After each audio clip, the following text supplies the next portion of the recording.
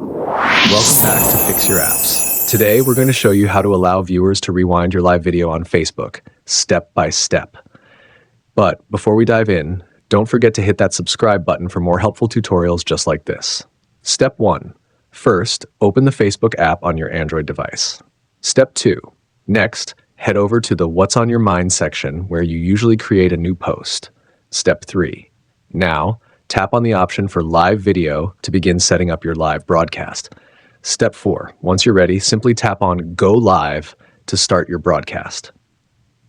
Step 5. While you're live, look for the 3 lines icon at the bottom right corner of the screen.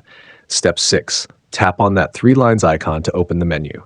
Step 7. From the menu, select Advanced Settings. Step 8. In the Advanced Settings, you'll see an option to toggle the switch for Allow Viewers to Rewind. Step 9. Turn that toggle on. And that's it. This will enable the rewind feature for your live video. Thanks for watching, and see you next time.